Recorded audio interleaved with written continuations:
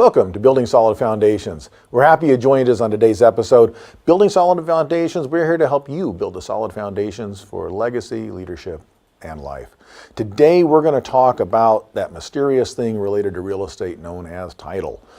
It's out there, we kind of know it exists. Most of us know nothing about it or how important it is or what we need to do about it unless you've ever had a problem with it. And today we've got a couple experts to talk about it. On my left, we have Fred Eckert. He is the Vice President of Chicago Title, one of the largest title companies in the country. Yeah, okay. And we have Patrick Kappel. He is a realtor with Reef Point Real Estate in San Diego, and he's got a lot of experience dealing with title because he has a lot of experience dealing with properties. Welcome, Patrick. Thank you. Thanks for having me.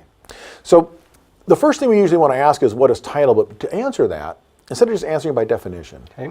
I want you to explain what title is by explaining what happens when title goes bad.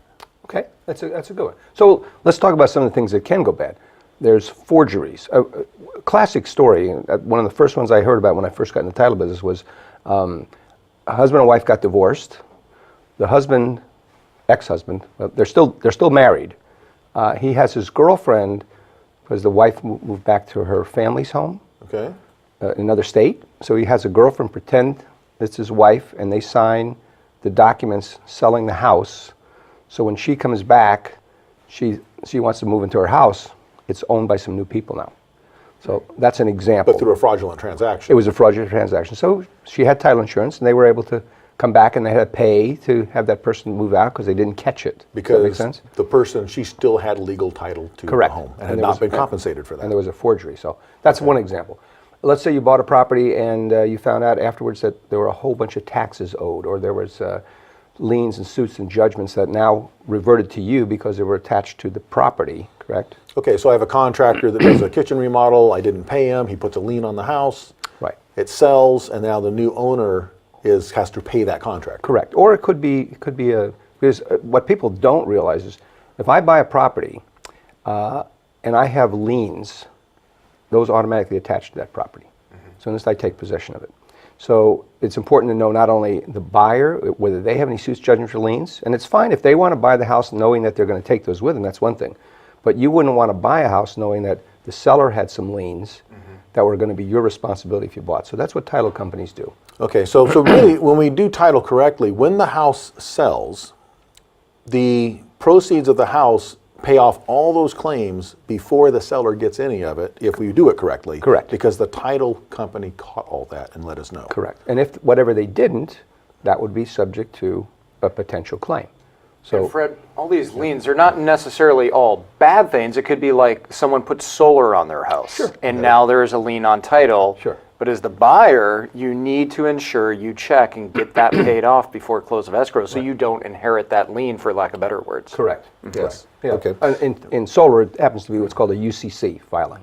So but it is a lien. Very Right. common in Depending. California too. Yeah. And of course, every property at all points in time has an outstanding lien by the local county for taxes. Taxes, Property of course. taxes are always there, and there's always a portion unpaid because they're building up until the point they send you the bill. Sure. Even if you've just paid your taxes, There's there's going to be some portion amount unpaid. of taxes. That's right. Correct. Yeah. Okay, so that doesn't mean that previous owner was delinquent.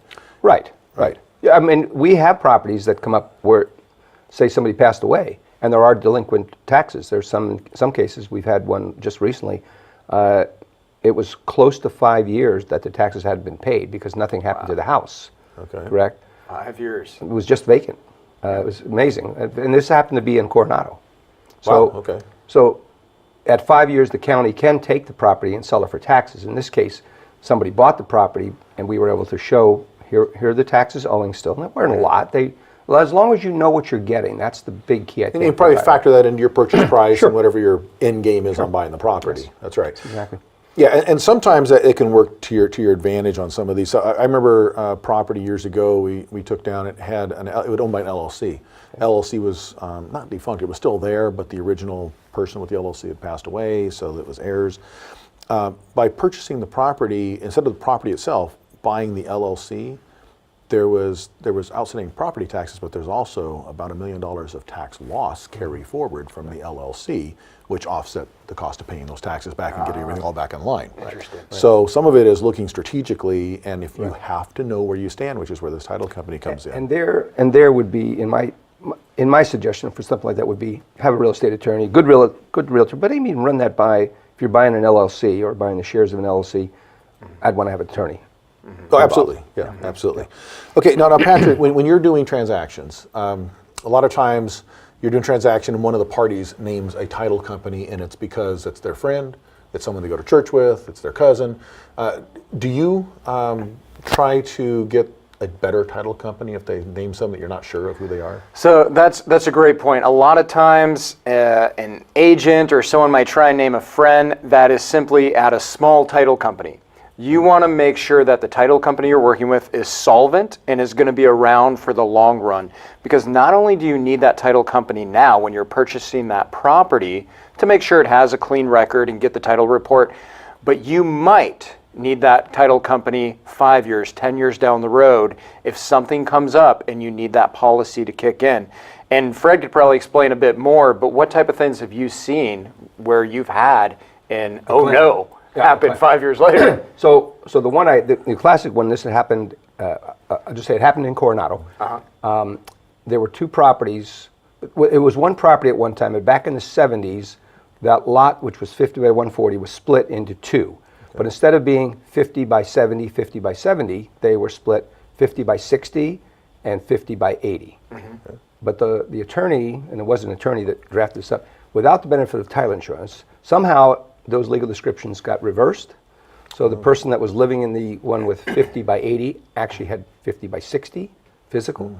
So that led to... So they're living on each other's property. Well, one of them, description. Yes, one of them... Yes, exactly. There was we'd have to move a wall into one of the houses in order to satisfy that requirement.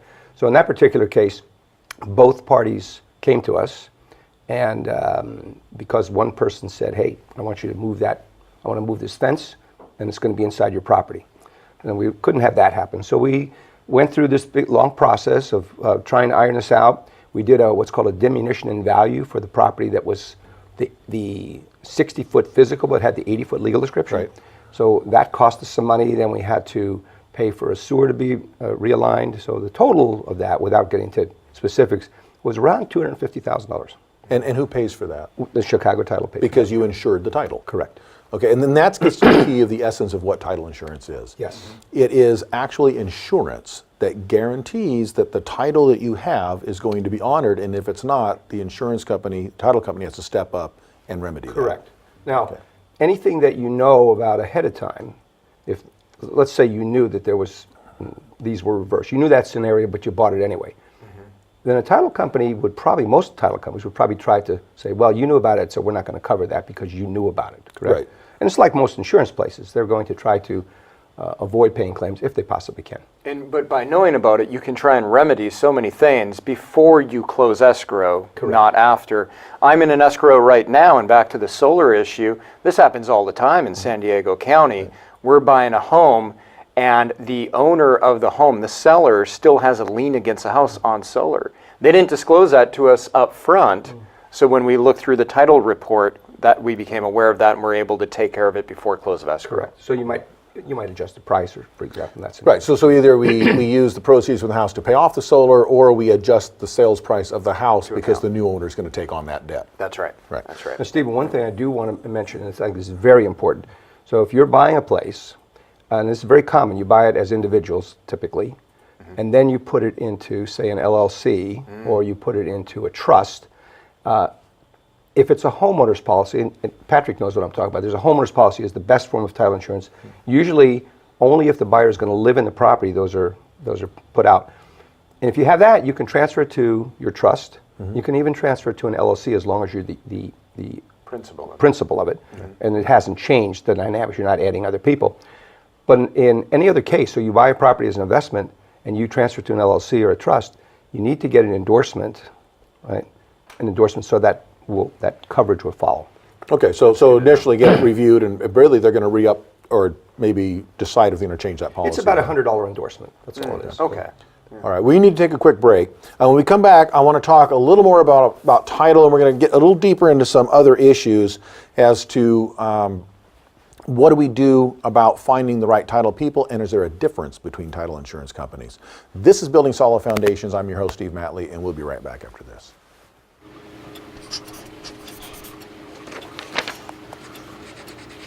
If you love them enough to relearn math so you can teach them math, then surely you'll check nhtsa.gov/the right seat to make sure they're correctly buckled in the back seat. You made your house a reality. Homeschooling yourself on loans, color-coding listings, and flushing every toilet in a 20-mile radius. If you can ace house hunting, you can do it for retirement. Get on track with tips at aceyourretirement.org.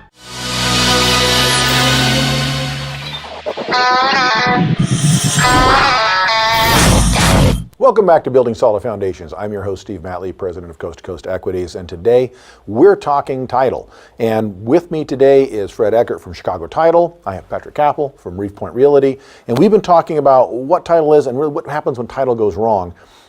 But when title goes wrong, you got to make sure you have someone to rely on. Patrick, you mentioned that you need to have that title company that's going to be there in case something goes bad 5, 6, 7 years down the road. But title's just title. Everybody's insured, they're all registered by the state, so don't we just go with the lowest price and call it a day? No, absolutely not. And here's a couple reasons why. So there are title insurance companies like Chicago Title. There are title agents. A couple come to mind, California Title, and I think it's United Title, or some smaller companies. Okay. So, and those are typically owned by brokerages. But they're not title insurance companies, even though they issue policies, there's a separate underwriter. So this is the difference between an actual insurance underwriter and the insurance agent. Correct. Okay. So the agent, that agency, that's not a title insurance company, they're not going to pay a claim. You have to find out who their underwriter is. That person, that company is going to pay the claim. And you may not know who that is. A lot of times you don't. It'll just say, for example, California Title. So unless you asked, if you were savvy enough to ask, well, who's underwriting this policy, and maybe they'd say, well, it's First American. But they might say it's one of these other small companies that you've never heard of before.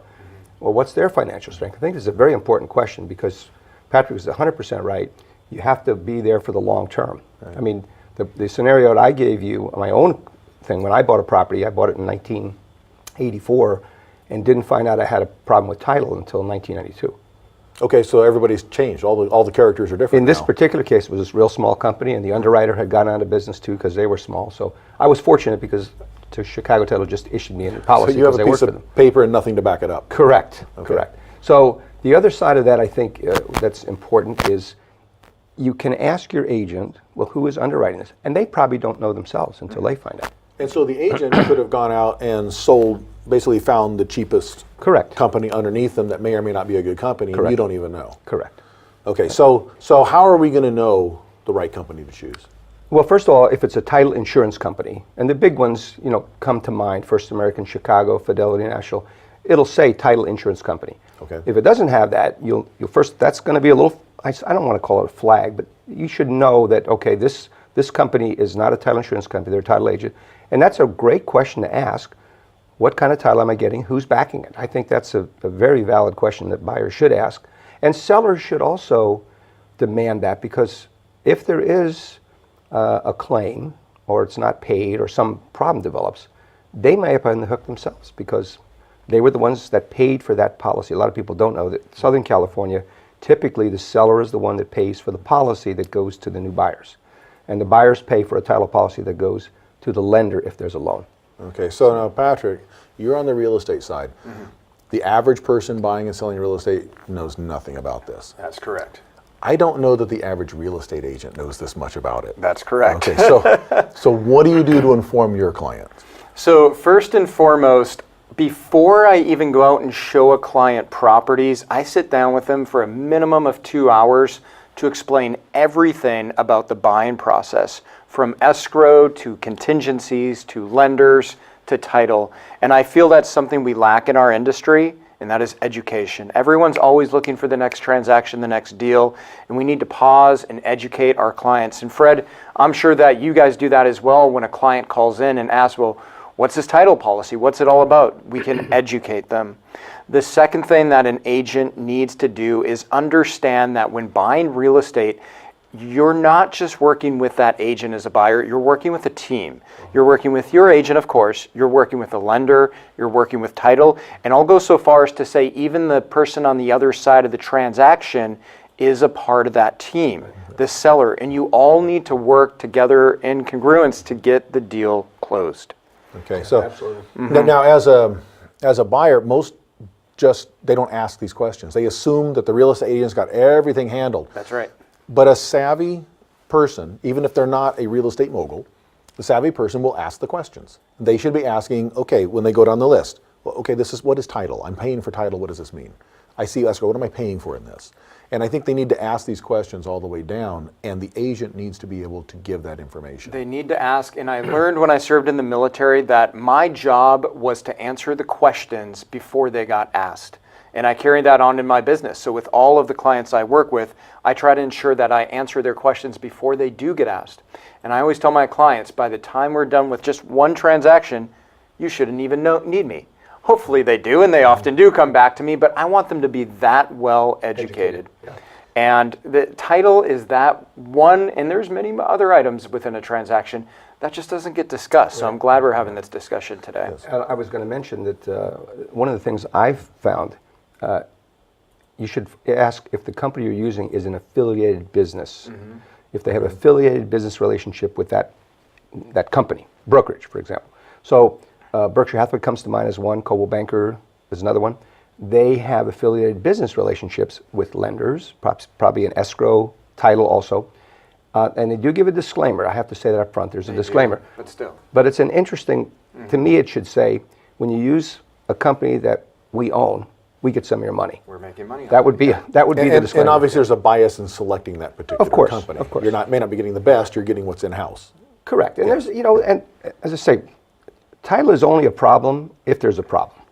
But if there's a problem, it's a major problem. Now a lot of the projects that my company does, we get properties that the title can be a little confusing because it's maybe third or fourth generation from the original owner and it's been passed down. So it went to the kids, and then it went to those kids and to those kids. So now you've got this group of disconnected cousins living all over the place that all own a little piece of this property. Correct. If you miss somebody when Yes. you do that transaction, and maybe you missed them because they were in and they have a right by marriage, but they're no longer married and they're not a blood relative to here, but they still have a stake in that deal. Yep.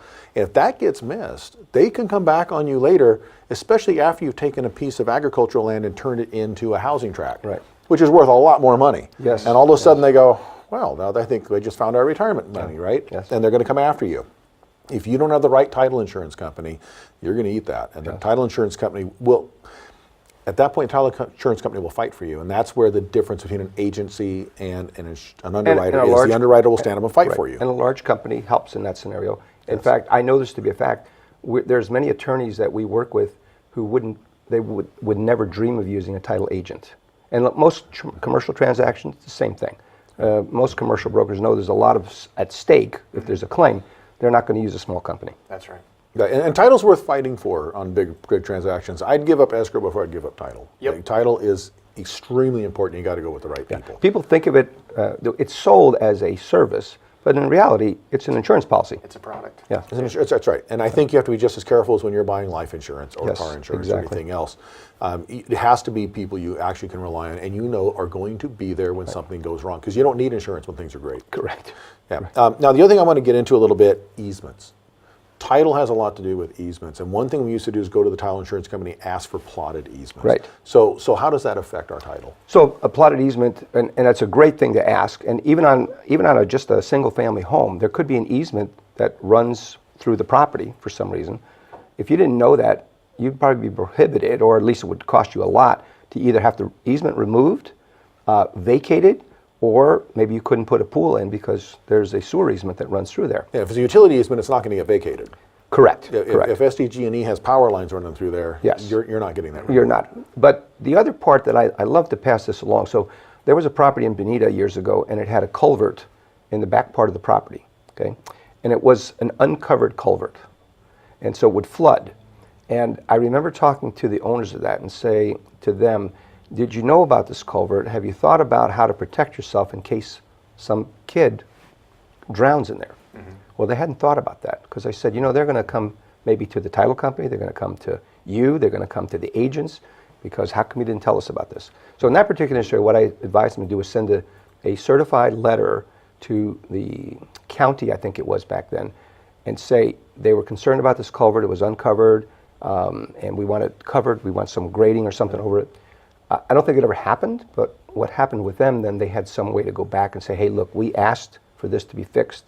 You guys didn't fix it, so you're on the hook for it. That was not so much of a title issue, but title could have been dragged. And because it's an easement, it's the county, really, it belongs to their property, but it's really the county's authority. Or whoever you can't it is. change it. Yeah, You it could can't be change it could be a neighbor that has an easement across your property for a driveway. That's not uncommon either. We're going to continue our talk on title after this short break. Don't go anywhere. This is Building Solid Foundations. I'm your host, Steve Matley, and we'll be right back.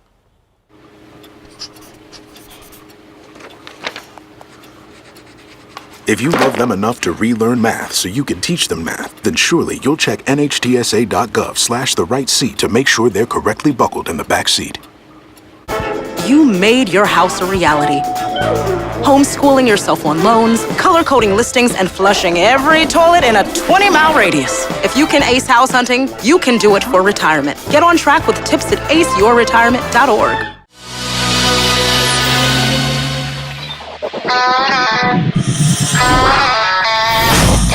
Welcome back to Building Solid Foundations. We've been having a discussion today about title with my guest Fred Eckert from Chicago Title and Patrick Kappel from Reef Point Realty. And we're going to just wrap up. We're towards the end of the show here. I want to get some final thoughts on this, Fred, about your last things you want to tell people about title. What's the most important thing you think people ought to know? The first thing I would say is make sure it's a big company with a lot of money to pay claims, and then it's a title insurance company. And I would say, call somebody like me. I'm happy to take your calls regardless of where you are. I've talked to people in other states even about what title is. I'll explain to you what it is, what the difference is between a title company and a title agency, and how you should choose and what you should look for. I'm happy to do that. Okay, so even if I'm not your client, and Correct. let's say I'm in a transaction and they've listed a different title company, would you still take my call and talk to I me? have taken plenty of those calls. Fantastic. Plenty of those calls. And I've actually taken some of those prelims from other companies and looked them over for the agent. Good, okay, great. Patrick, give us your final thoughts on title and how that affects what you're doing. You know, my final thought is just like the name of the show, Building Solid Foundations. Title is part of that foundation of the house, and I got it. It's not the physical foundation, but so many buyers that I work with are concerned about what the fridge looks like, or the return on investment, or the backyard, without realizing that one of the most important aspects of this house is the legal chain of title. Right. And it is so important that you work with a top-ranked company to ensure that you do get a free and clear, legally clear title on that property. And if something does come up in the future, because we all have unexpected things in life, that you're going to be financially protected by a good title insurance policy. And whether it's your own house or an investment property, because investment properties, you're holding on to those sometimes long time as income property, you don't need a problem 15 years later. And same with commercial property and vacant land. Vacant land, multi-unit, whatever it is, you need to make sure that you actually know what you own, and for sure, and know if anything goes wrong, someone's going to stand up and fight for you. That's what's important about it. And you're right, that is part of the foundation. I remember years ago talking to a contractor I worked with, and they had a house he was doing that was a custom home. They had a choice. They wanted to do a major remodel on the inside of the house to really upgrade it, make it beautiful. At the same time, they found out they had a problem in the foundation. Nobody sees the foundation. Nobody's impressed by the work you put in the foundation. It's going to be hidden underground. And yet, had they put the money into the aesthetics and not the foundation, everything they put above ground would have been worthless at some point. They knew it was subsiding. So they put that money in. It was about $25,000 worth of improvements they put in to grout up the foundation and make it solid. And they didn't do any improvements inside the house for years later because that's all they could do. And there's building a solid foundation. They built that solid foundation. That was the most important thing they could do. Even though it wasn't impressive, nobody saw it, nobody would ever know about it. But the fact is, it made that investment, it protected their investment and protected their home. Same thing with title, that is the legal foundation for your home and for your properties. So the key here is get the right company. Get a company that's actually a title insurance company who underwrites, because they're the ones that are going to know exactly what happened. They're the ones that are insuring you, and they're the ones that are going to fight for you. Make sure that you fight for that when you're doing transactions. Don't let them put the title company in because that's the agent's best friend or because that's the seller's cousin. Get the right insurance. If you have questions, call Fred. Call Fred at Chicago Title. He's in Mission Valley, I believe, in San Diego. Mission Valley, yeah. Yeah, so Google him. You can find me, if you can't contact me through social media or phone call, Make sure you work with an agent that understands title like Patrick. I would say most agents really don't understand it. You don't want an agent just listing and selling. You want an agent that understands your transaction. Patrick has You need an expert, okay? In everything you do, look to build a solid foundation under what you're doing to protect your investments, protect your family, protect your life, protect your business, protect everything you're doing. And that's what this show is all about, is building that solid foundation in whatever you are currently working on.